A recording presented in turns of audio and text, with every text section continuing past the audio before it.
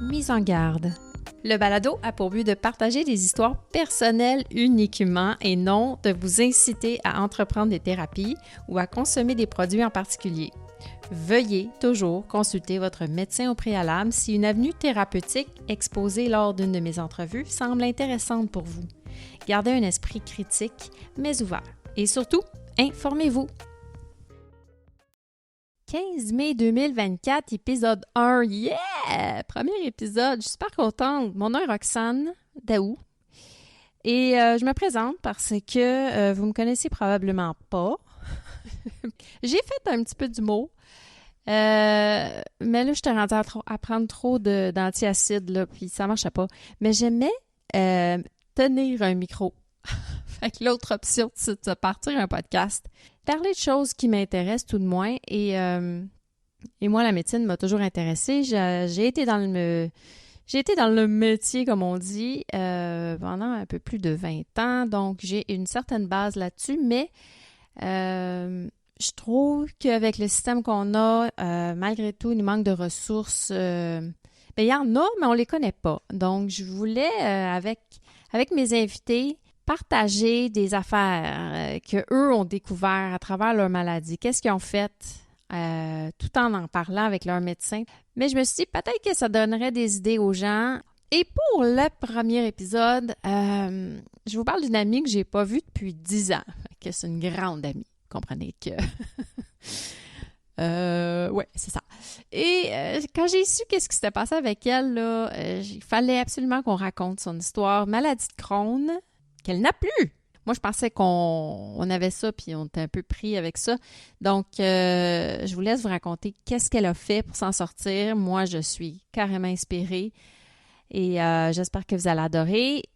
Je suis maintenant sur Instagram, oui.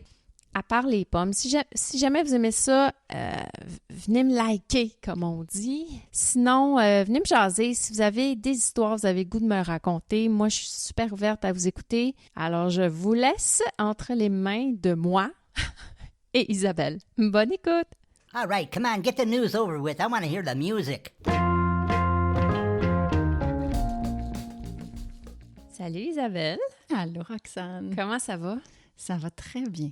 Hey, je suis tellement contente de te voir. Moi aussi, ça fait vraiment longtemps. C'est ça, on se disait, ça faisait quoi? Près de 10 ans qu'on s'est vus. Oui, à peu près 10 ans, oui. On est des grandes chats. On entretient nos relations.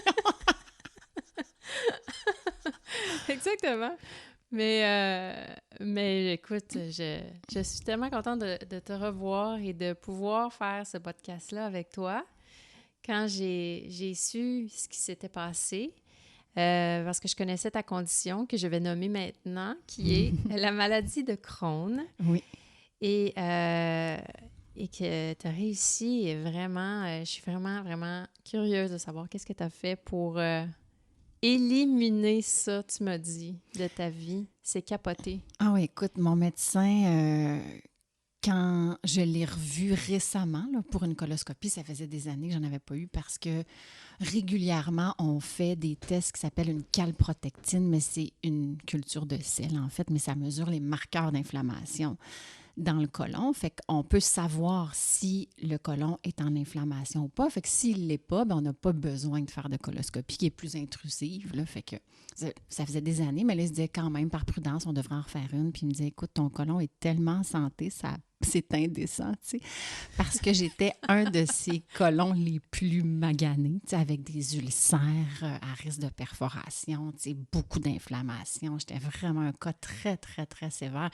Puis de voir aujourd'hui mon côlon qui est complètement sain, l'absence de symptômes, les marqueurs d'inflammation qui sont en bas de la normale, tu sais, c'est vraiment surprenant. Écoute, là, je veux tout savoir. Je n'ai pas la maladie, mais je veux ces marqueurs-là, je veux ces chiffres-là pour moi-même. Donc, premièrement, est-ce que tu es né avec ça? Ça s'est développé? Raconte le début. On dit que c'est une maladie héréditaire, mais tu sais, il n'y a personne dans ma famille que je connaissais qui avait la maladie de Crohn, ni aucune... Parce qu'il y a 2 maladies inflammatoires du côlon. Là. Il y a la maladie de Crohn puis la colite ulcéreuse, qui ont des génétiquement, maintenant, on peut avoir un test là, qui dit la différence, mais ça se ressemble quand même dans les symptômes et tout ça. Mais mon grand-père, avec le recul, dans ce temps-là, il ne diagnostiquait pas de la même façon. Tout ça, lui, il s'était fait diagnostiquer avec un cancer du côlon. Puis on lui avait dit qu'il avait quelques mois à vivre. Puis pourtant, il a vécu jusqu'à 90 ans. Puis il n'est pas mort de ça. Fait que probablement que c'était une maladie de Crohn, mais que parce que les symptômes, des fois, sont impressionnants, il avait cru, eux, que c'était un cancer. Ouais. Fait que maintenant, avec le recul, je me dis, bon, ben, il y a lui. Ouais. Il y a beaucoup de côlons irritables dans ma famille, mais moi, j'étais celle qui avait le moins de problèmes enfant. Là, OK. Je me souviens que ma soeur avait souvent mal au ventre. Moi, c'était pas quelque chose du tout que je connaissais. Mais à 32 ans, la maladie s'est déclarée suite à une grossesse. On dit que c'est souvent des changements hormonaux qui vont déclencher la maladie. C'est comme si elle était latente dans le système. OK. Puis des facteurs de stress. J'ai lu, entre autres, que 85% des gens qui avaient la maladie de Crohn avaient subi des sévices corporels quand ils étaient petits. Fait que c'est pas juste une maladie génétique. Il y a des facteurs aussi développementaux qui vont favoriser ou pas. Évidemment que le stress, le corps et les émotions sont liées. Il a répondu à ça, Ouais. mais si c'est génétique, mais que ça s'était pas développé encore, donc ce que je comprends, c'est que le gène, il était là ou il s'est modifié vers ça avec un stress X parce que moi, en tout cas, dans ma compréhension de la génétique, avec ce que j'ai lu, c'est allumé puis c'est pas allumé, là. Tu sais, c'est que tu as la possibilité que ça se développe, mais ça veut pas dire que ça va se développer. C'est ça. Il y a une prédisposition à, possibilité à, mais là, si en plus on ajoute des facteurs environnementaux, familiaux et tout ça, bien là, pouf, c'est comme un bon cocktail là, pour que ça se déclenche. Les protéines changent, là, puis comment ça... OK. All right. Fait que 32 ans, première grosse... Première crise. En fait, j'avais eu 2 grossesses. J'ai eu une troisième, 2 garçons. J'ai eu une grossesse avec une fille que j'ai perdue en mi-grossesse. Et c'est pendant cette grossesse-là que la maladie s'est déclarée. Après, non, c'est pas vrai, c'est après. Fait que je pense qu'il y a eu ce choc-là aussi. OK. J'ai perdu une fille en mi-grossesse. Et après cette grossesse-là, j'ai commencé à avoir les symptômes. Puis j'ai eu une autre grossesse par la suite, mais tous les changements hormonaux provoquaient soit une crise ou soit l'arrêt complet de la maladie. Tu sais, c'était systématique. Mettons, je tombais enceinte, je devenais en rémission là, partielle. Là. La crise se calmait. J'accouchais, la crise revenait. J'arrêtais l'allaitement. C'était vraiment hormonal. Là. On Oui. sort pas de... Clairement. C'était clair. OK. Oui. OK. Puis, c'était quoi tes symptômes principaux? Qu'est-ce qui a fait t'allumer, là? Ça n'avait pas de sens. Tu disais que... Êtes-vous prêts? Parce que Oui. c'est une maladie, tu sais, pour pas faire de mauvais jeu de mots, c'est une maladie chiante, Oui. humiliante. Oui. Puis, partez pas en peur, là, si jamais vous avez un symptôme, Non, s'il c'est vous ça. plaît. Mais c'est important Mais de écoute, savoir ce que c'est, là. Bon, les premiers symptômes, c'était des brûlements intenses dans un endroit très spécifique, le côlon descendant, là, c'est à gauche, il y a comme le côlon qui tourne, là, c'est un coin, puis écoute, c'était comme, je décrivais ça comme des espèces de vitres brûlantes, tu sais, OK. qui me... Un coup de poignard. Ah oui, c'était très, très aigu comme douleur, très intense. Ça apparaissait spontanément ou... Oui, souvent après les repas. OK. Je n'étais soulagée que si j'expulsais des gaz. Mettons. OK, oui. Puis là, souvent, je me couchais sur le côté gauche, puis là, ça me soulageait. La pression, la chaleur, peut-être. Oui, ça, c'était les premiers symptômes, mais rapidement, ça a été énormément de mucus, de sang. Donc, puis là, quand j'ai énormément, là, vraiment, je pouvais aller aux toilettes dès mon lever.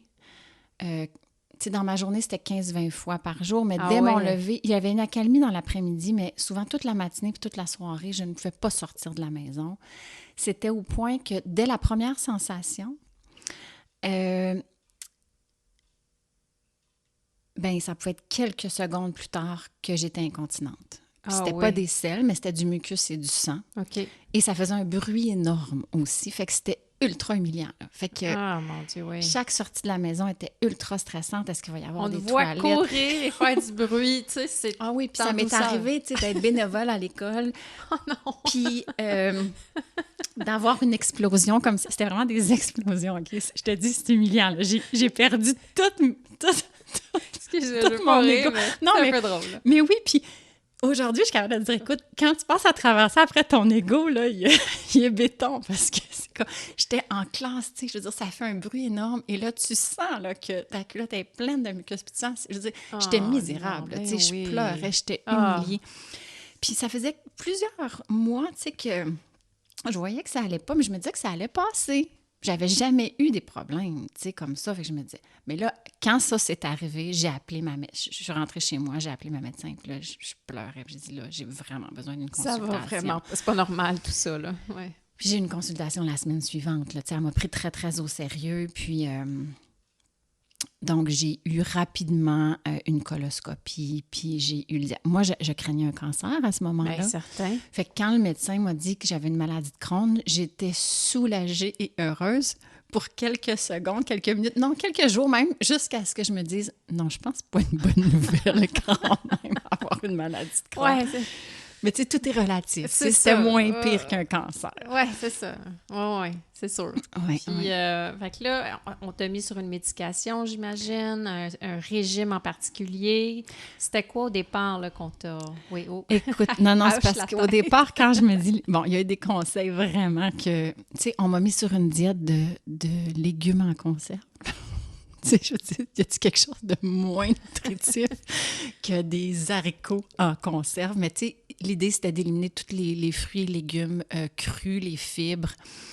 Puis ce que maintenant, j'y crois pas du tout, là, Mais à ce les régime-là. haricots, ça donne beaucoup de ballonnement, me semble. Oui, mais tu sais, l'idée, c'était vraiment de ne plus manger rien de frais, de cru, d'éliminer la viande rouge, mais le régime ne m'aidait pas du tout.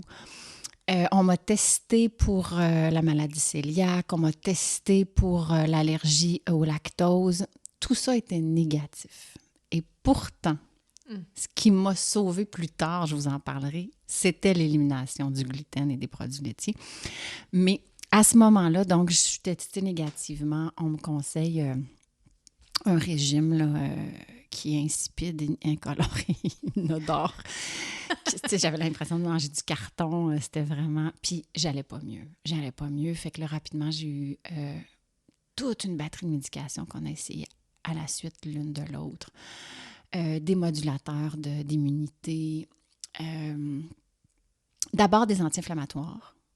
Tu sais, ils vont par élimination. Ouais. Ça n'a rien donné. Ensuite, des modulateurs d'immunité, plusieurs types. Ceux qui connaissent le Imuran, j'ai fait une grosse réaction allergique. Du méthotrexate, c'est quelque chose qu'on s'injecte nous-mêmes, C'est fort, qui est ça. radioactif. Oui. On m'avait même pas dit que je devais... Tu sais, quand tu vas uriner, tu es supposé de sortir tes enfants très loin, de fermer la porte puis de flusher. Tu sais, je veux dire, non, mais comme tu dis, c'est fort, là. Et aucun bénéfice, là. Aucun. Donc là, j'ai fini par de la cortisone. Et là, je suis devenue corticodépendante très vite, enflée. Ça marchait. Mais dès que je voulais diminuer, les symptômes revenaient de plus belle. Fait que T'es-tu tombée anémique à travers ça? Écoute, oui. Fait que la cortisone, j'ai été pris 1 an avec ça. L'anémie, parce que j'ai eu 2 congés de maladie. J'ai eu 10 ans la maladie active, OK? Entre 32 ans et 42 ans. Puis j'ai eu 2 congés de maladie d'à peu près 2 mois parce que je ne pouvais plus sortir de la maison, là. Puis ce qui est drôle par rapport à l'anémie, c'est qu'après un congé de 2 mois, je me sens beaucoup mieux, la crise est résorbée, je sens que j'ai plus d'énergie, fait que je retourne au travail, puis je passe une prise de sang la journée avant la reprise au travail. Et le médecin m'envoie un message en me disant « Écoute, t'es sévèrement anémique, là, au point où il faut qu'on te fasse des perfusions. » Oh, wow! Alors OK. que moi, je me pense apte au retour au travail. Aïe, aïe. Mais c'est te dire combien j'étais mal pour me penser mieux Oui. quand t'es fortement anémique. Je suis blanche, mais ça va. J'étais tellement habituée d'être faible. Fait que là, j'ai eu des perfusions. Puis là, j'ai vu, c'est quoi être en forme? Ah, ouais. Parce que je faisais encore du sport, là. Je faisais encore... wow. mais j'étais juste habituée d'être... Mais t'avais plus de sang, donc tu pouvais plus ne plus saigner, là, c'est... Oui, c'est peut-être ça qui fait que la crise s'était Ça résorbée. s'est calmé. Il n'y avait plus rien. Fait que oui, j'étais très anémique. OK. Puis, t'as-tu... Ben là, tu continues à faire... Est-ce que tu disais que c'est hormonal, donc est-ce que tu as eu des changements hormonaux à travers ça? Tes règles étaient-tu les mêmes? Ça a-tu affecté tout ce côté-là? Non, j'ai pas vu de différence dans mon cycle hormonal. À partir de 37 ans, 5 ans après la maladie, j'ai commencé à avoir des SPM très, très forts, là, donc une dominance en estrogène qui m'amenait beaucoup... En fait, j'ai eu un diagnostic de dysphorie prémenstruelle. Là. OK. J'étais vraiment très irritable, surtout intolérante, très... je me réveillais. Tu sais, je savais, là, le jour X là, que ma progestérone droppait, je me réveillais super tôt avec une liste dans ma tête. Tu sais, c'était clair qu'il y avait quelque chose d'hormonal qui n'allait pas. Puis j'ai essayé de trouver des traitements aussi pour ça. Mais tu sais, ce qui donne, c'est la pilule. Puis je voulais pas un traitement systémique. Je voulais juste des hormones bioidentiques. Oui. Juste... Mais bon, ça, c'est quand même... Véro était pas encore. Elle n'avait pas sorti encore. Fait que c'est beaucoup plus tard que j'ai eu accès à ça. Puis ça m'a beaucoup aidée.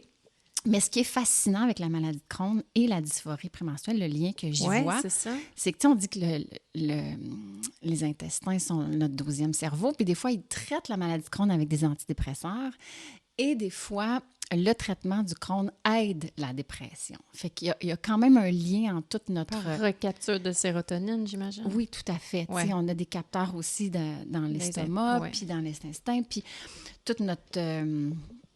microbiote est lié. Fait que, tu sais, tout est connecté. Il y a sûrement quelque chose là, qui ouais. se passait à travers ça. Mais donc, après la cortisone, là, on m'a donné une médication, comment qu'ils appellent ça? Bien, biologique, en fait. C'est des protéines de souris. Donc, de souris? Oui. Dis-moi Fait plus. que mon médecin me disait que j'étais plus son cas, j'étais son rat. Et que c'est sympathique. Mais donc, j'allais tous les 2 mois passer une après-midi complète. Ça prenait 3 heures, me faire brancher. Courir dans une roue. Oui, non, c'est ça. Dans un... Comme la toune de Lisa Leblanc sur le Wheels. Je la connais non, pas. Ah, c'est super. Mais donc, c'est ça. J'allais m'asseoir 3 heures avec plein d'autres patients. On se faisait brancher intraveineux. Puis c'était une médication qu'on recevait pendant 3 heures qui donnait toutes sortes d'effets secondaires. Mais qui m'a beaucoup aidée. C'est la seule médication qui m'a aidée pendant 3 ans. Donc, tu sais, tantôt, je parlais de marqueurs d'inflammation. Oui. Bien, les marqueurs d'inflammation d'une personne normale sont entre 0 et 50. Moi, ils sont déjà allés jusqu'à 2000. Ah, OK. Avec la médication, ils descendaient à 150 au début du traitement, parce que ça durait 2 mois. Puis à la fin, je remontais à peu près à 750. OK. Mais ça m'aidait à être fonctionnelle et tout ça, sauf que ça augmentait des risques de cancer. Et à un moment donné, au bout de 3 ans, mon médecin m'a dit, écoute, tu risques de devenir résistante, puis il faudrait qu'on augmente la fréquence. Et ça, on ne m'avait pas averti avant que je commence la médication. Mais donc, plutôt que 2 mois, tu devrais les rapprocher aux 6 semaines et augmenter la dose. OK. Et là, moi, je suis devenue une patiente non compliante. C'est comme... Oui, là, ça... Non. Là, je me suis dit non. Puis là, ça fait juste 3 ans. Il me reste beaucoup d'années de vie. Ça va être quoi à la fin? Puis j'en voyais des patients, là, tu sais, qui avaient des fortes doses, des forts effets secondaires, qui y allaient aux 4 semaines. Fait que j'ai dit, quelles sont mes autres options? Puis mon médecin a toujours été très, très ouvert. Il m'a déjà dit lui-même, puis tu sais, c'est une sommité dans le domaine, il m'a déjà dit, écoute, Isabelle, je t'encourage à chercher en dehors de la médecine. Pas parce que je ne crois pas en ce que j'ai à offrir, mais c'est très limité. Je vais t'offrir de la médication. Il dit, je suis gastro-entérologue et j'ai eu 1 heure de formation en nutrition. Ouais. Alors que je travaille avec le système digestif. C'est quand même fascinant. Oui, puis il dit, tous mes patients qui s'en sortent le mieux sont ceux qui vont chercher en dehors. Que ça soit, tu sais, des médecines douces, que ça soit du travail émotionnel. Tu sais, il dit vraiment... c'est fascinant, il dit ça oui. là. Puis tu sais, il est européen, fait qu'il y a beaucoup plus d'ouverture en Europe sur tout ce qui est alternatif. Fait que Fait qu'il m'avait déjà dit ça. Fait qu'à ce moment-là, j'ai dit, écoute, moi, non, il n'y en est pas question. Je ne veux pas rapprocher ni augmenter. Qu'est-ce que je peux faire d'autre? Puis il m'a dit, écoute, tu peux essayer le curcuma en forte dose. C'est un anti-TNF. Ça a la même fonction que le médicament biologique qui coûte 15 000 par année. Fait que tu peux essayer ça. Excuse-moi, je t'interromps, mais là, tu parles juste avant que le médicament, ça ne te tentait pas de l'augmenter, tout ça. Mais par rapport à tous les autres médicaments que tu as essayés dans les années précédentes, je suis toujours intéressée à savoir, c'était quoi ta relation avec ton médicament? Est-ce que tu le prenais... C'était quoi ton émotion face à ces médicaments-là? Oui, parce que je pense qu'il y a des recherches qui disent quand on est d'emblée résistant ou ambivalent, ou le médicament n'aura pas le même impact. À recul, oui. là. Fait que, non, quand j'ai commencé la médication, en fait, j'ai résisté longtemps avant de consulter. Ça, c'était ma première résistance parce que je voulais pas... j'ai toujours une réticence, moi, à prendre même des Tylenol là, quand j'ai mal à la tête. J'essaie toujours d'autres choses. Mais une fois que je me suis rendue à consulter, c'est parce que j'étais vraiment dans un état extrême. Et là, j'étais très réceptive à toutes ces médications-là. Mais rapidement, quand j'ai vu l'inefficacité et les effets secondaires, j'ai toujours continué à chercher en dehors de ça. Parce que j'aimais pas juste le concept là, de prendre une médication qui avait un impact sur mon système immunitaire ou tout ça, et puis quand je lisais tous les risques aussi. Fait que j'étais toujours un petit peu ambivalente puis réfractaire. Puis ce qui a été le coup de marteau là, de final, c'est dès que j'ai commencé à prendre le curcuma, donc augmenter le taux d'anti-TNF dans mon corps, je me suis mis à développer plein de symptômes. Des rougeurs aux mains qui faisaient très, très mal, des douleurs articulaires, je perdais mes cheveux, je suis devenue déprimée. Comme auto-immun quasiment, là? Bien, en fait, c'est que finalement, puis là, j'ai consulté pour ça. Moi, j'ai tout de suite dit, je crois que je développe du lupus. D'après ce que j'ai lu, c'est une réaction lupique qui est liée à l'anti-TNF que je prends. On ne m'a pas pris tout de suite au sérieux. On a fait plein de tests pour finalement me confirmer que c'était exactement ça. Ah, mon Dieu. Puis donc, je me trouvais avec 2 maladies plutôt qu'une et je devais cesser la seule médication qui m'avait aidée jusque-là. Et donc, je me suis retrouvée très déprimée. Ben oui. Ça, c'était il y a 8 ans. Donc,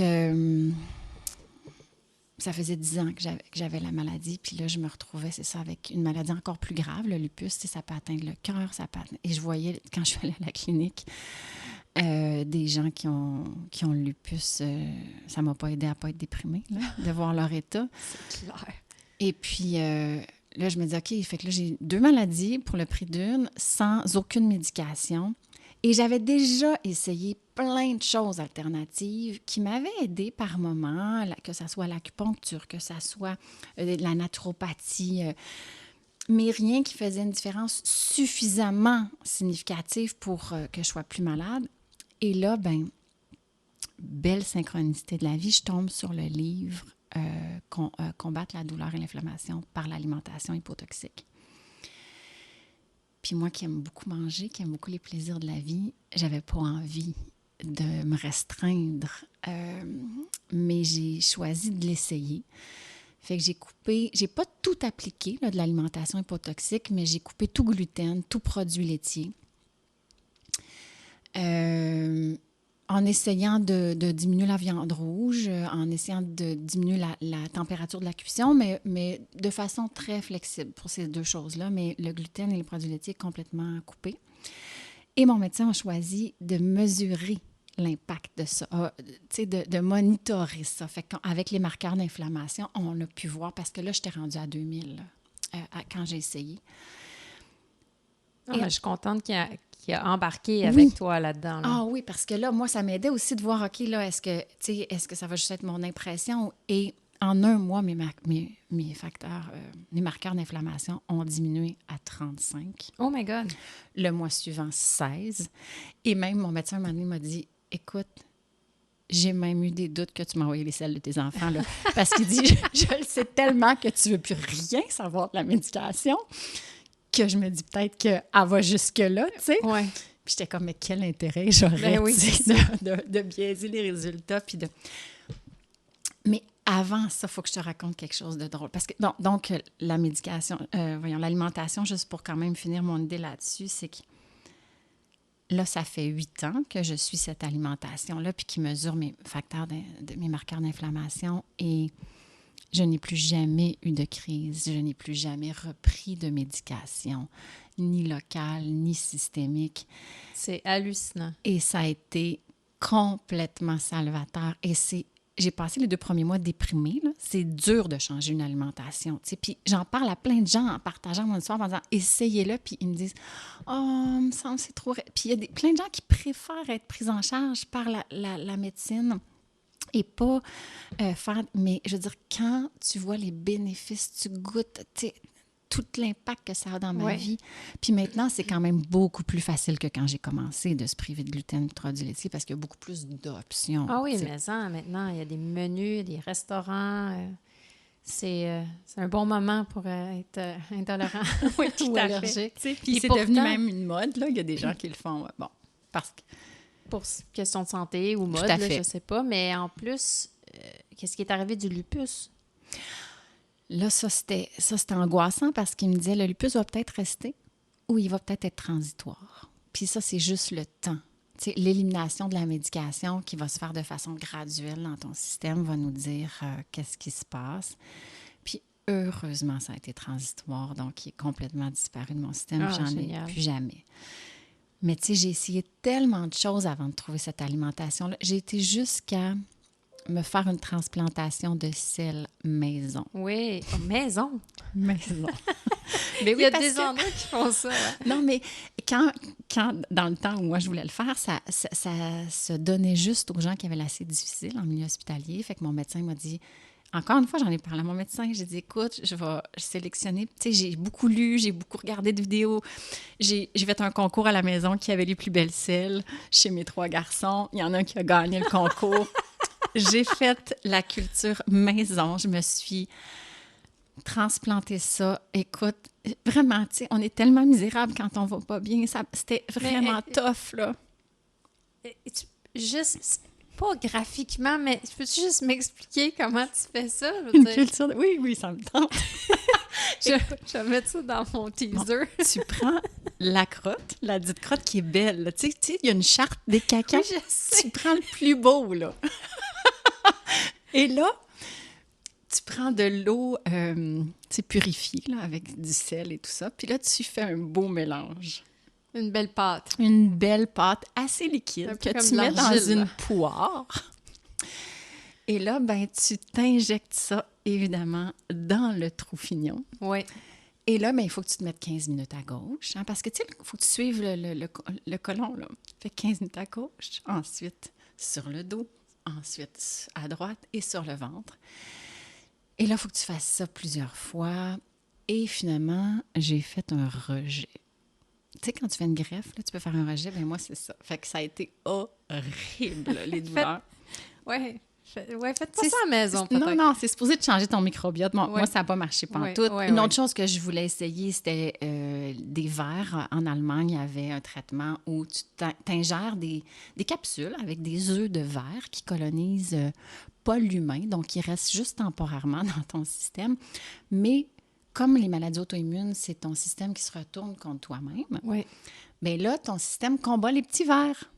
Mais moi, j'avais une phobie là, des vers, mais j'étais prête à en prendre des capsules de petits vers. Oui. Ouais. Mais ça coûtait une fortune, c'était compliqué. Fait que finalement, j'ai... Oui, c'était ça la raison. Hein. Et en plus, oui. Non, la vraie raison, c'est que moi, je pensais que c'était définitif. Une fois que tu prenais ça, ça allait, là, tu sais. Mais non, il faut que tu en réingères régulièrement.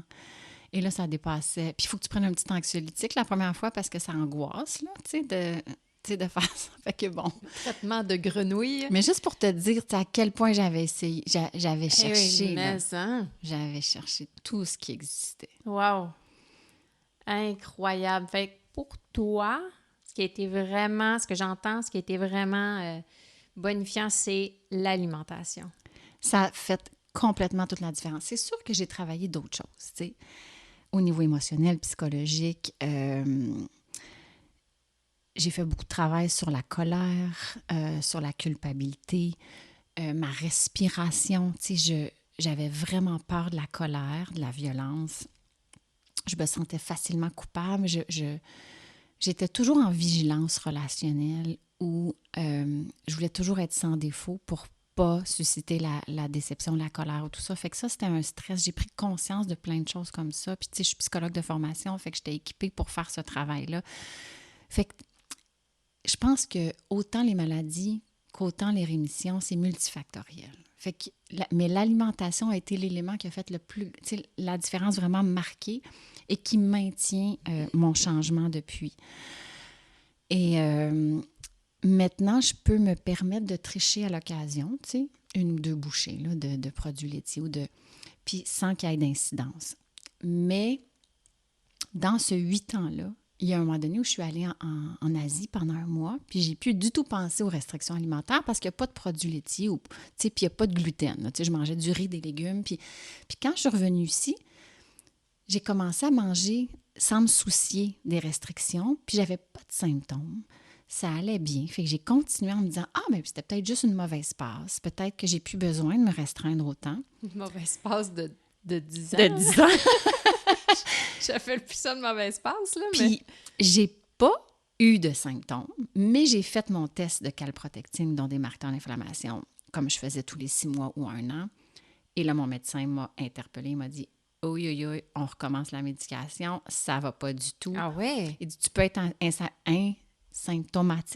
asymptomatique et être en inflammation puis à risque de... » OK. C'est en train de se préparer, là. C'est ça. Okay. Ça se réinstallait. OK. Fait que là, j'ai dit non, donne-moi 1 mois. Je recommence mon alimentation stricte. Tu le On savais. reteste. Oui, c'est ça. Et au bout d'1 mois, j'étais revenue à la normale. Donc, Wow. j'ai compris à ce moment-là combien l'alimentation était essentielle, que je maintienne cette alimentation-là.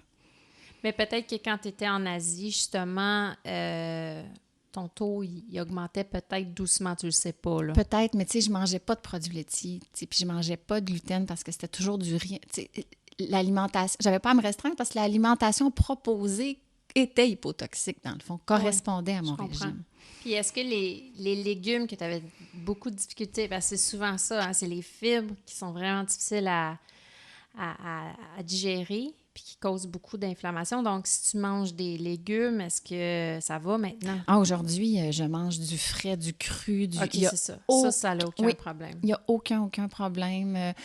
Dans les légumineuses, il y a les pois chiches qui m'occasionnent plus d'inconfort, mais vraiment, sinon, je peux manger vraiment de tout, sauf le gluten et les produits laitiers. Wow! Puis pourtant, tu n'avais pas le test qui disait que tu étais cœliaque ou rien, là. C'est ça qui m'a surpris. Donc, j'ai compris que tu peux ne pas être allergique ou intolérante, mais que ça accumule quand même des toxines dans ton corps. Puis il y en a que ça va être dans le cerveau, il y en a que ça va être... Tu sais, dans ma famille, maintenant, on mange presque tous de façon hypotoxique, mais tu sais, mon frère, ça va être dans les articulations. Il a mal aux mains, aux genoux, rapidement quand il mange comme ça. Fait que ça va pas être aux mêmes endroits, mais on est clairement sensible là, à ce type d'aliment-là. Oui.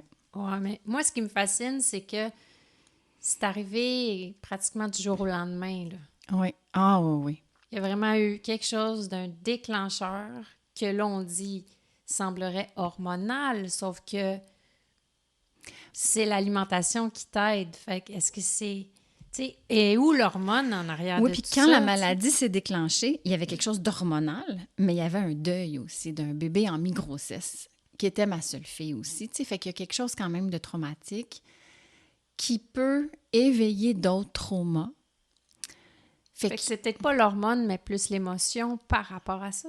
Peut-être. Tu sais, après, mes changements hormonaux avaient un impact. C'est pour ça que je dis, bien, il y avait les hormones, mais il y avait clairement aussi mon histoire d'enfance. Il y avait clairement aussi ce deuil-là. Il y avait toute la façon dont je m'étais construite dans le perfectionnisme, dans l'exigence et tout ça qui me créait un stress. Là, c'est difficile à Mais dire. ce qui est clair, c'est que malgré tout le travail que j'ai fait et tout ça qui a contribué, je suis certaine, à m'aider, Parce que je me rendais compte, dès que j'étais stressée, je ne respirais pas. Tu sais, ça ne circulait pas dans mon ventre, là. Il y avait vraiment quelque chose qui se bloquait, fait que ça aussi. Mais l'alimentation, tu sais, on le sait, là, que quand j'ai compris que le gluten, je pense que c'était 14 chromosomes, mettons, le vieux, le blé.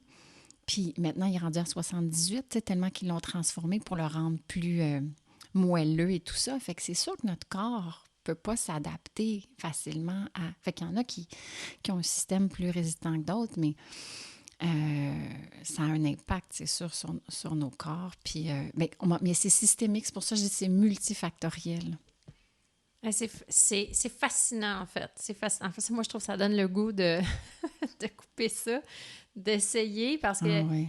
si c'est bon pour ce genre de pathologie-là, ben c'est sûr que ça doit être bon pour tout le monde, là. Tout à fait. Si ça crée de l'inflammation, peut-être ça en crée beaucoup moins chez certaines personnes, mais my God, c'est fou comment ça nous affecte, là. Puis c'est... moi, personnellement, je pense que ça m'affecte. Mais je vois une différence avec l'alimentation d'ici puis l'alimentation si je voyage, exemple, en Europe. Mm-hmm. Où est-ce que, par exemple, les œufs ici, moi, j'ai beaucoup de difficultés. Pas capable. Mais rendu en Europe, qui vendent sur une tablette au chaud, tu sais, pas Oui. dans le frigidaire, là, Oui. j'ai aucun problème.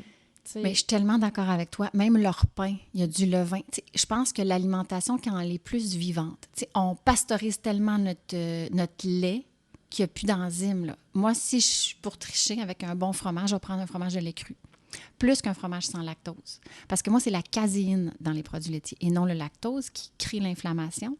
Fait que même sans lactose, ça ne changera rien.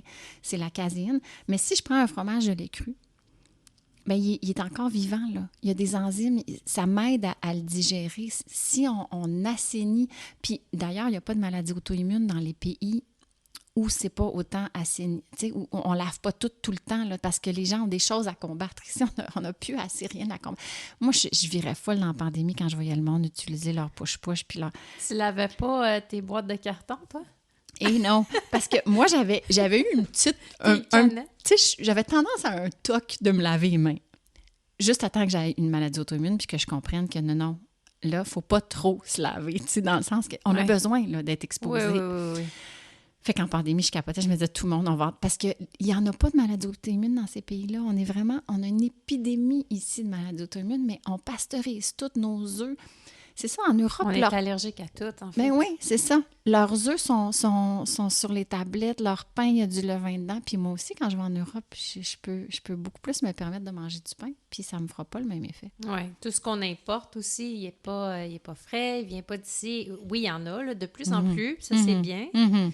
Mais je ne parlerai pas d'agriculture, je ne sais pas comment on les fait ici, mais... Pour vrai, je vois pas tant de différence si j'achète bio, malheureusement. Fait que, je sais pas, il y a quelque chose qui marche pas dans notre alimentation. Non, c'est ça, clairement. Clairement, puis on souffre de cet impact-là. Absolument. Moindrement qu'on est un petit peu sensible, là, parce que pourquoi qu'il y en a que ça l'affecte plus que d'autres, ça, c'est un grand débat, là, mais... Oui, puis le défi, c'est que, tu sais, moi, je faisais un journal, là. Mais j'arrivais jamais à identifier c'était quoi les aliments problématiques parce que si je mange du pain puis du fromage, j'aurai pas de symptômes immédiats.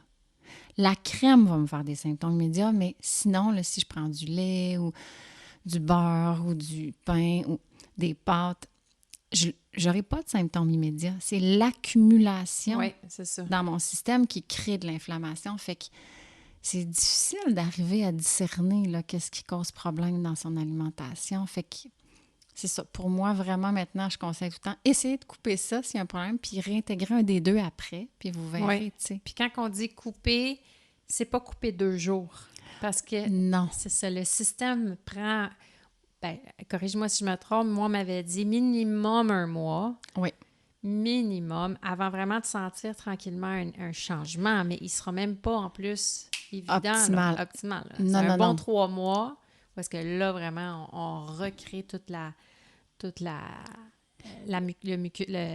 la la paroi c'est et ça, tout ça. Là. elle est moins poreuse et tout ça, tu sais, parce que oui, tantôt, j'ai dit qu'en un mois, il avait baissé à 35, mais c'est pas vrai, parce que je me souviens que c'était 2500 au bout d'un mois, puis c'est plus tard que j'avais baissé à 35 puis 16, mais je me souviens que même après 10 jours, je me sentais pire, j'avais mal à la tête, c'était comme si, puis on m'avait dit, oui, ça Détox. arrive, ça, c'est de la détox, fait que oui, il faut être persévérant, Ah oui, c'est il ça. faut être discipliné, mais c'est donc... Il faut que le désir d'aller mieux soit plus fort que...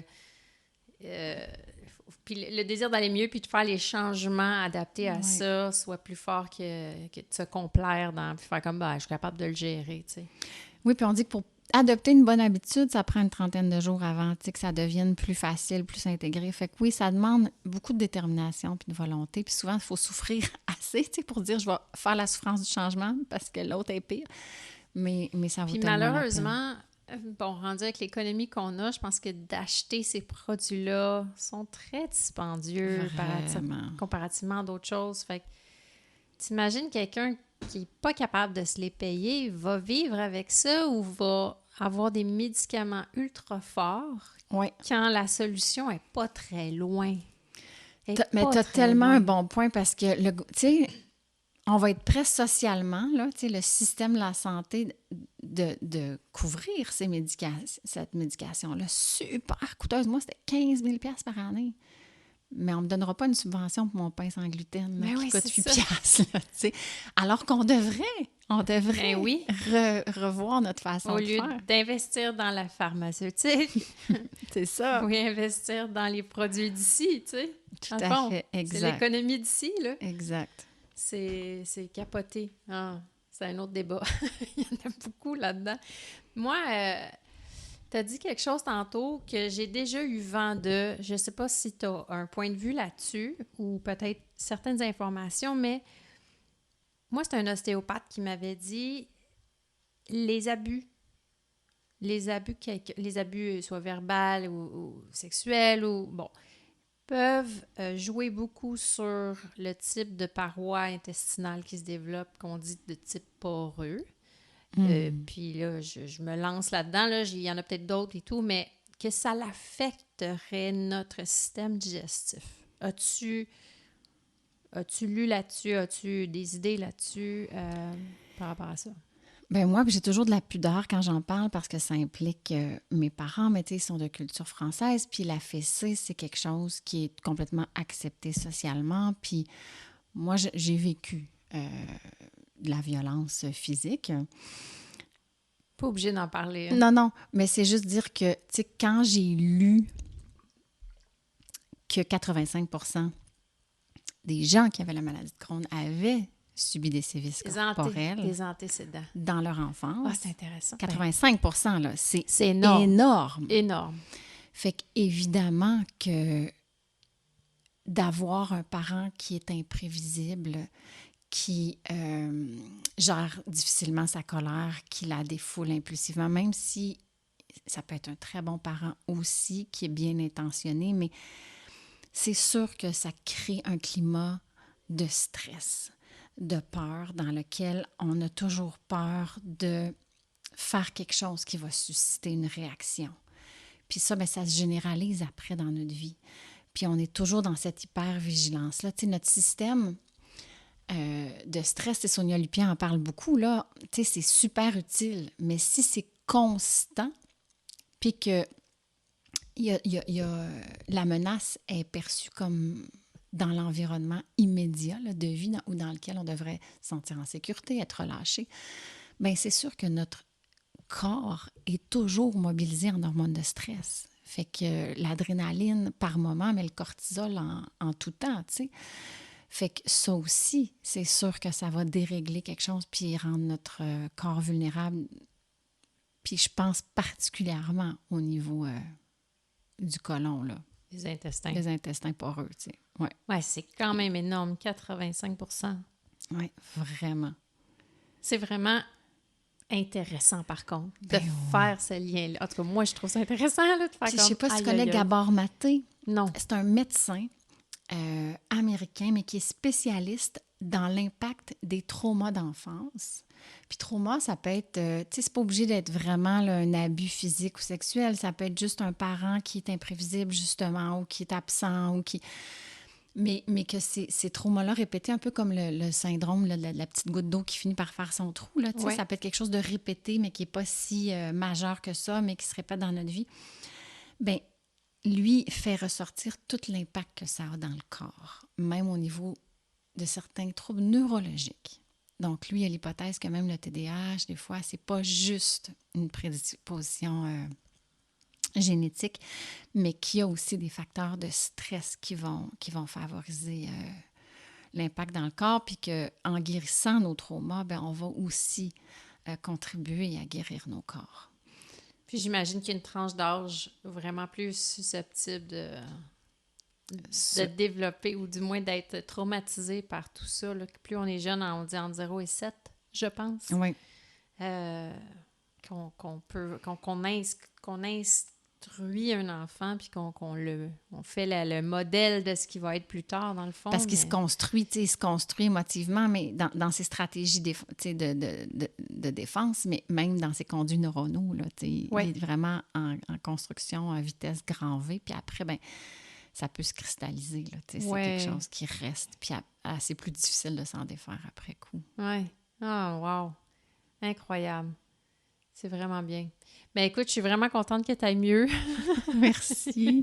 C'est vraiment une belle histoire. Ah, J'espère vraiment. que ça l'inspire plein de gens à revisiter notre alimentation, puis que ça l'incite à se poser des questions, puis Oui, puis à chercher, tu sais, parce Oui. qu'il y a plein de choses qui n'ont pas fonctionné. Tu sais, j'ai cherché au niveau des métaux lourds dans mon... Tu sais, je me suis fait tester les cheveux. Puis il y a plein de choses qui ont contribué un peu, puis que le cumul fait une différence. Il y a plein de choses qui n'ont pas fonctionné du tout, mais j'ai toujours continué à chercher.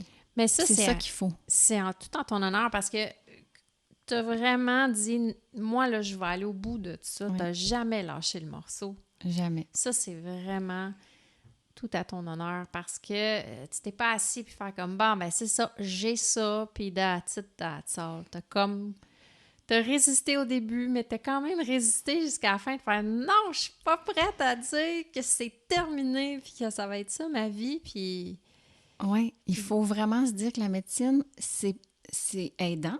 Tu sais, il faut rester Ben ouvert. oui. Je veux dire, c'est Oui. tout. Je veux dire, c'est une science vraiment élaborée, tout ça. Mais il y a aussi d'autres réponses. Puis il y a d'autres pays dans lesquels la médecine propose d'autres choses. Fait que autant mon médecin a été humble de reconnaître ça, puis il m'a encouragé à l'ouverture. Puis, Ouais. fait que c'est ni de renier la médecine, Ben non, ni de c'est se faire juste prendre passivement en charge. Oui, c'est ça. Oui, puis je veux dire, il est embarqué avec toi, là, il te Ah fait des ouais, tests pour vraiment. savoir si ça fonctionne. Lui, je suis certaine qu'il a appris, puis qu'il peut maintenant peut-être le proposer à d'autres personnes. Tout à fait. Et d'ailleurs, il a engagé une nutritionniste dans Bon, sa clinique. bravo, monsieur. Je sais pas t'es qui, mais vraiment. Ah oui, vraiment. T'es en gastro, là, ça te prend l'autre à côté, me semble. Ben oui, Ça c'est va ça. de pair. De travailler en multi-équipe comme ça, c'est extraordinaire. Mais toi, tu t'es instruite toi-même. Tu n'es Oui. pas allée voir une nutritionniste pour ça. Tu as pris le livre que j'aimerais que tu renommes. Oui, Pour parce que quand je suis allée voir il y a toutes sortes d'écoles de nutritionnistes. Oui, c'est ça. Donc, la première qu'on m'a fait voir là, à l'hôpital, c'était celle qui me demandait de manger du carton, là, du carton. Mais, tu sais, bon, c'est ce qu'elle proposait. Mais dans le livre, donc, c'est Jacqueline Lagacé. Oui. Comment vaincre la douleur et l'inflammation par l'alimentation hypotoxique. Et elle a répertorié, je pense, 90 maladies, ou en tout cas, ça venait il y avait un premier médecin, Dr. Signalet, en Europe, qui avait proposé ce régime-là. Elle est biochimiste, si je me souviens bien, docteur en biochimie. Elle a retesté ce régime-là sur plein de maladies et elle dit avec quelle maladie, tu sais, c'est plus utile. Ceux qui ont répondu moins favorablement, mais les maladies auto-immunes en général répondent très, très bien à ce régime-là. Ah, génial. Hey, quelle belle découverte. Vraiment. J'apprécie que tu aies partagé ça. Merci. Puis, merci beaucoup. Merci, Isabelle. Merci à toi. Puis merci pour cette initiative de nous partager les autres histoires aussi. Oui. Écoutez ça, partagez, parlez-moi. Si vous avez des histoires à me raconter, dites-les-moi. Je suis toujours curieuse de savoir vos histoires parce que il n'y a pas assez de podcasts, là. Non. Puis quand on est malade, désespéré, on a besoin d'être inspiré. Absolument. Oui. Puis même si c'est pas notre maladie ou c'est pas notre condition, si on tripe sur la médecine, en tout cas, moi, je tripe. Ouais. J'apprends plein de choses. C'est ouais. vraiment, vraiment intéressant. Fait que, abonnez-vous. Puis, plug. T'as des affaires à plugger. Ah oui? Oui, t'as ton podcast Oui, à moi, toi. j'ai un podcast qui s'appelle Espace Liminal Podcast où on parle de changement de vie, de transformation. L'espace liminal, c'est cet espace-là entre deux où on quitte quelque chose. Ça peut être un emploi, une relation, ça peut être la réception d'un diagnostic. Puis on ne sait pas encore quel va être notre après, quelle va être notre vie, mais on sait ce qu'on veut quitter, ce qu'on veut plus dans notre vie. Puis là, on est dans cet espace-là qui est fait d'insécurité, d'inconnu, mais de plein de possibilités. Donc, on vous parle de tout ce processus-là. Ah, c'est tellement intéressant. Allez écouter ça. C'est sur toutes les plateformes. Oui, Spotify, YouTube, Québec. Balado Québec. Oui, bon, je pense que iTunes probablement. Podcast, iTunes. Hey, je les connais même pas. Je pense pas iTunes, mais les autres, oui. Il me semble que je l'ai vu. Ah, peut-être. Pas iTunes, mais le iPodcast. Là. Ah, ça se peut. Écoute, l'application c'est ma collègue en mauve, qui là. s'occupe de tout ça, là. Fait que je suis moins la Non, mais allez geek de écouter la ça, gang. c'est vraiment bon. Merci. Bye bye. Bye.